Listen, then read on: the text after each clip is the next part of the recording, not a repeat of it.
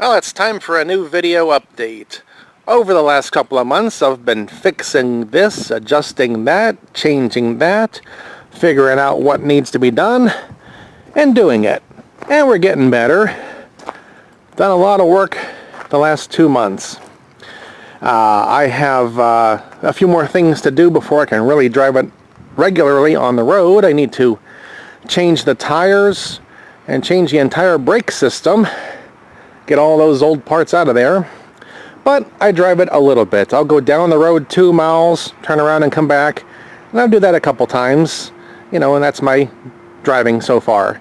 But we're getting there. And here's a progress video to show you what's been done and what I still have to do.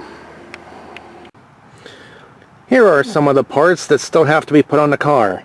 Front shock absorbers, brake master cylinder, front brake calipers, rear brake wheel cylinders, front brake pads, rear brake shoes, muffler, transmission fluid and filter, brake hoses, brake lines for in the back, and a few other things. Here's another odd thing I've found.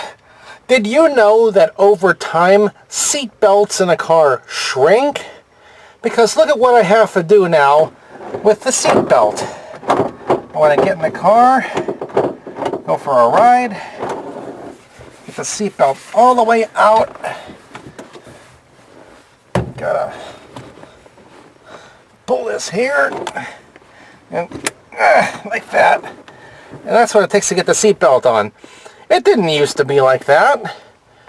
20 years and 80 pounds ago, I don't remember having these kind of problems with a seat belt. So, what is this?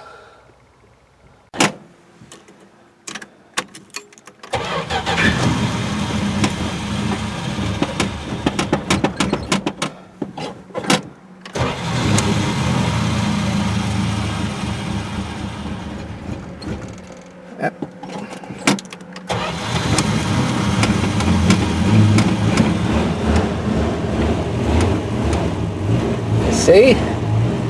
When you have an old car that doesn't have a computer doing all the work for you, you gotta know how to operate the gas pedal.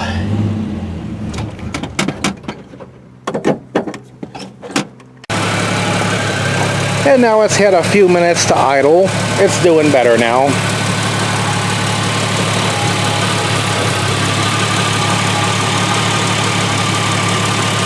Let it warm up a bit. That's another thing. Your modern computer-controlled cars don't really have to warm up. Well, they do, but the computer handles it. These old cars, you gotta do it the hard way.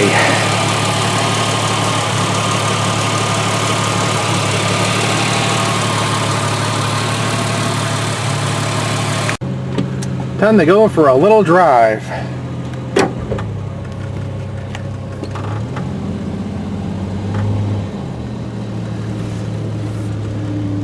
We're at 749.9. We'll go down the road and come back.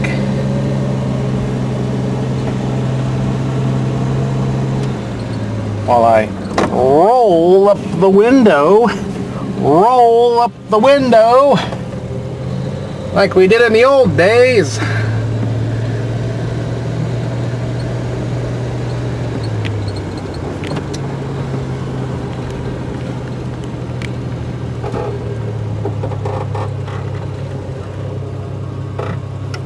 I have a registration for the car now and a good license plate, but still no inspection sticker. I give the cop something to cry about if he pulls me over for something.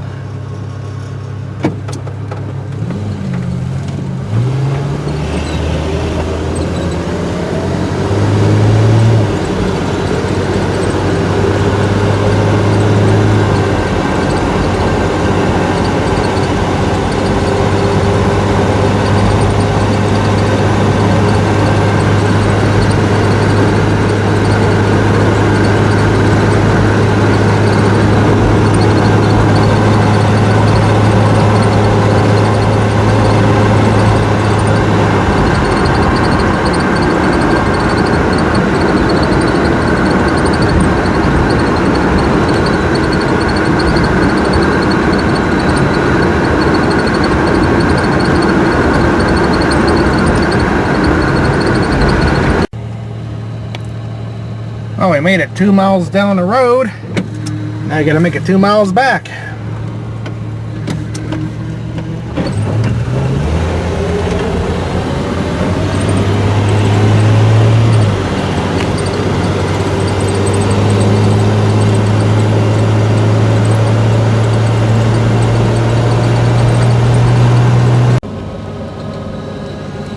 And now we're back at almost 754 miles on it. Successful drive.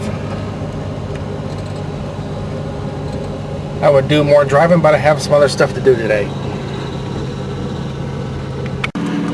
Now here's a unique thing this car has been doing. I can let it sit here and idle for 10-20 minutes, turn the key off, and it turns right off. But when I drive it on the road, the engine has a load on it. It gets heated up. And then, when I go to shut off the car, here's what happens. Watch the air filter. Let me get the camera where you can see the air filter.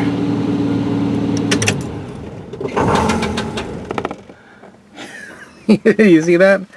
It'll backfire through the air cleaner. Now, if I let the car sit here and idle for 10 or so minutes, then it'll turn off normally again.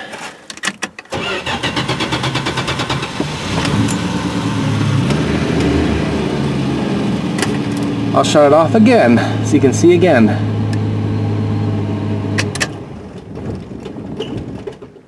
Oh, that wasn't so bad. Yeah, I think it just needs to be run more and clean the engine out. I have a can of seafoam in the gas tank, and once it all gets run through, maybe that'll help clean it out some more. Anyhow, we're now at 754 miles. We had a nice little 4-mile round trip to my turnaround point and back. So, progress is progressing. We're getting somewhere, slowly. Now that I'm back to work and I have a job taking up all my free time every day of the week, it really gets in the way because the sun's setting earlier. It's mid-November. By the time I get off work and get here, it's dark and or cold and or rainy, and you can't do anything like that. So all I have then is Saturday and Sunday, if my helper can give me a hand with doing stuff, if I have all the parts I need, if I want to come out and do it. So the car will get all fixed up here eventually. Just a question of getting things done and making it fit the schedule. I went to a few local garages to see about having them do some work for me, and their prices were ridiculous. Let me turn the camera around so you can see me on this. A little bit of a rant here. I went to, I called one little local mechanic in the area. I told him I wanted to have certain things done. Nothing too hard. Okay, he can do it. He charges $95 an hour. Jeez, where'd you go to medical school to get your mechanic's license at? 95 bucks an hour. So I went to a Midas place to ask them about the same jobs. $165 an hour. I went to a Monroe Muffler down the street, $180 per hour. And then I went to one local mechanic who just opened up his shop, and I talked to him about doing the same things, and I might have him do it, but we didn't talk about numbers yet. So if he says something ridiculous like 200 bucks an hour, he's going to price himself right out of the job. And I say, oh, I don't want it done that bad. It'll wait until I can do it on my own. And if it has to wait till spring, it'll wait till spring. So, I know you mechanics are doing something special and you're used to all these new fancy computer-controlled cars that are not built to work on easily. You got to take apart half the engine to change one little part. Yes, that's a lot of work. Yes, you earn your money. You know, but this is an old car, and I'm Loudmouth Tim, so, you know, special rates apply here, you know. I ain't paying 180 bucks an hour to anyone for anything. I can do all the work myself. It's a question of having the time and a place to do it and the right tools. Alright, that's all for this episode. Here is a whole bunch of little pieces of video that I've done the last couple of months. Parts of the job, so watch and enjoy. Here is the replacement instrument cluster I bought online for the car. That's the metal frame of the whole thing. This is the front wood grain. This one does not have the holes drilled in it here and here and drilled out over there that someone added in. Now, all this tan here is where the silver paint is faded and flaked off. All this tan shouldn't be here, it should be silver, so I have to get a silver ink paint marker and repaint it to be how it should be originally. I took it apart and cleaned it all up. The circuit board powers the light bulbs.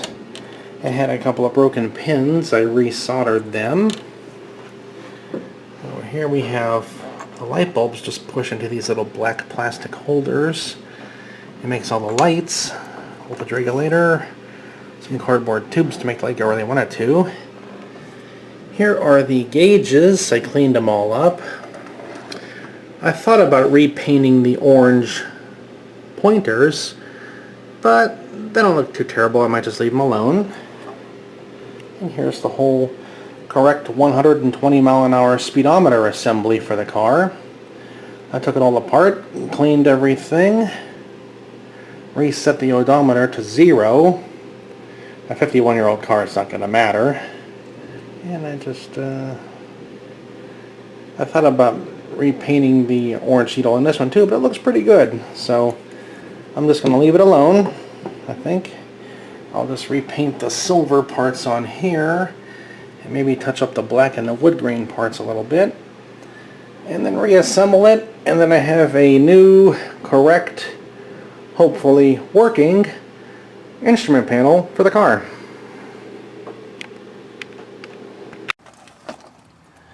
Today, I'm under the back of the car doing some work down here. In this car, it has your basic 7 1/4 inch axle, 276 gears, open differential, standard equipment on a car like this, nothing fancy. Whoever had this car before me put in this aftermarket sway bar in the back, which may or may not make the car handle better, but I don't like that it's blue. So I'm going to paint it flat black so it's not obvious that it's here. And I'm going to put in new shock absorbers, which came out of the box yellow, so I painted them flat black also because I don't want them to be, obvious. It's a color that's out of place. And speaking of which, you know what irritates me? You see this differential cover right here I'm looking at? I see pickup trucks where the guy driving the pickup truck puts on a chrome cover plate. Why? Why do you do that? You're an idiot!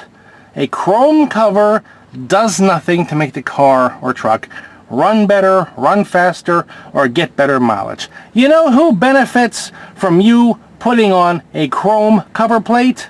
The person selling the chrome cover plate. That's it.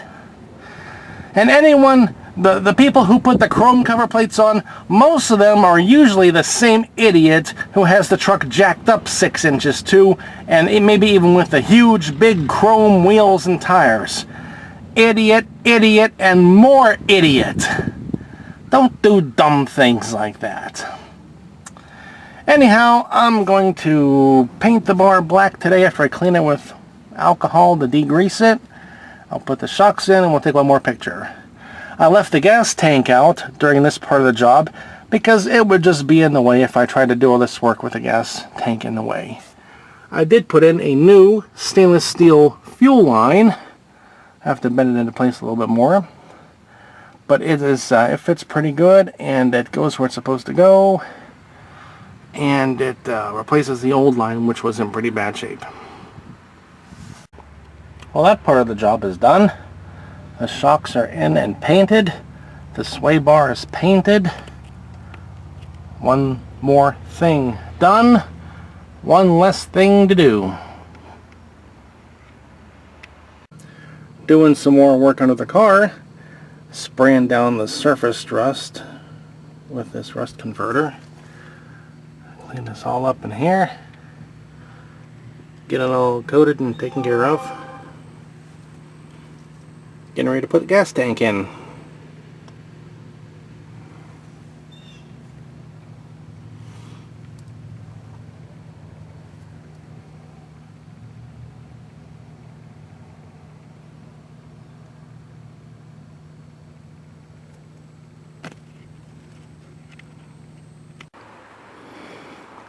And it's time to work on the car some more. Since the last time we were here, I put in the radiator, the new radiator. Now this one is not an exact fit. Kind of hard to find those for a 51-year-old car. This radiator is an inch taller than it needs to be. So I had to bend the frame panel underneath there to get it out of the way to drop this down an inch.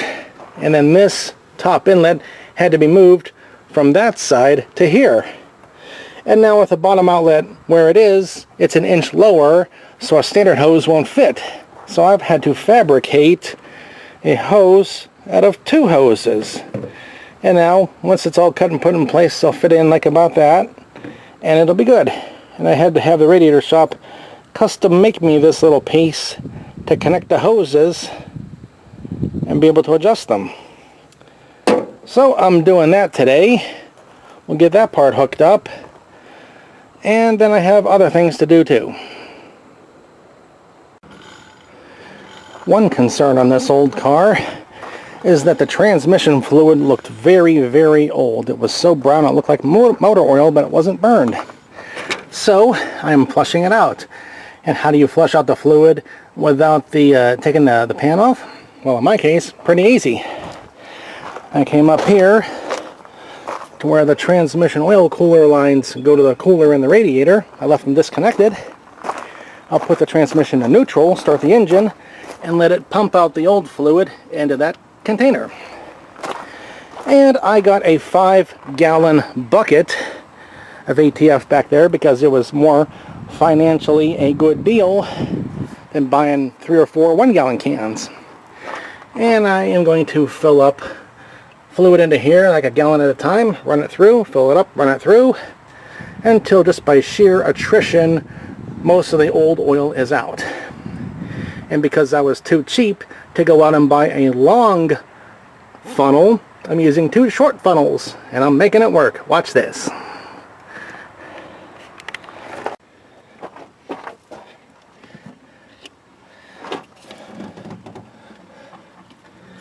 See this? We're going funnel to funnel. Almost as good and a whole lot cheaper. The loudmouth Tim way. And yes, buying a $3, $4, or $5 funnel was too expensive. If it's something you're going to use one time, that's not practical. That's not a good financial decision. Now somebody's running a leaf blower behind me. Look at that. See how that works? Funnel to funnel.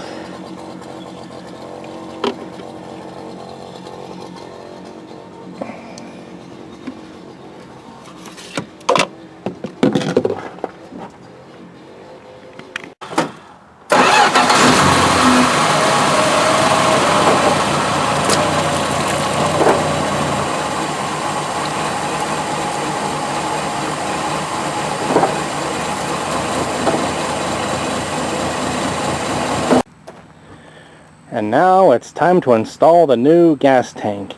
The new, original, quality, authentic, accurate, reproduction, original gas tank. Made in Taiwan. Get the new filler tube seal, the sending unit seal, the mat that goes on top of the tank. All ready to be put together and put in.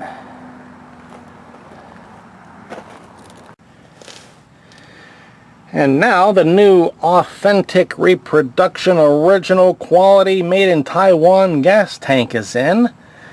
I just have it sitting loosely on the bolts. I have to adjust it around some. Slide it into place, hook up the fuel line, the vent line, the fuel sender wire, the ground strap, and this part will be done. Then I have to go get gas and put in it. And hook up the line to the fuel pump, and then we can run the thing on the gas tank like a normal car. Oh, I have to put the filler tube back in too. The filler tube is still sitting over there.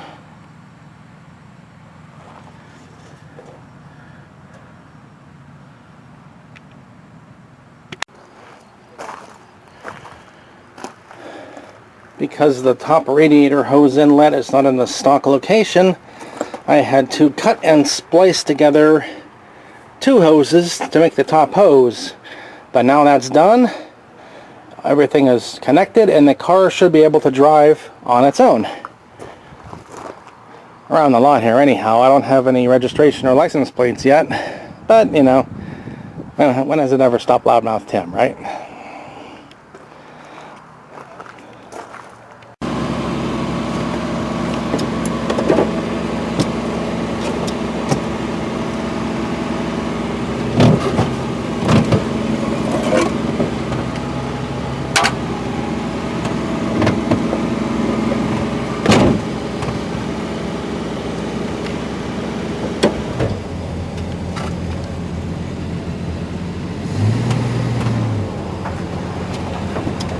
Wow, we're driving. Oh, I'm so not used to this.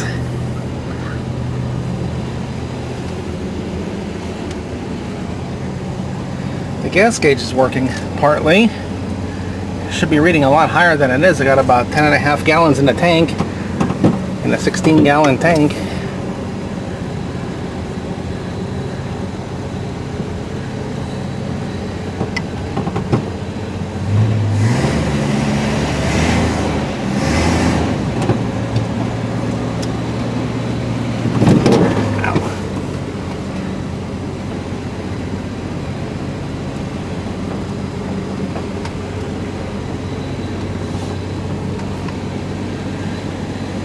Okay, I'm going to put the camera down and drive a bit.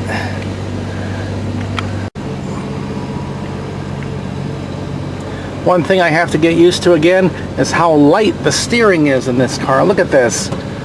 One finger. You could parallel park this car with one finger on the steering wheel. This is when power steering was power steering. Back in the day they had the option for the firm feel steering, or now firm steering or sports steering in cars.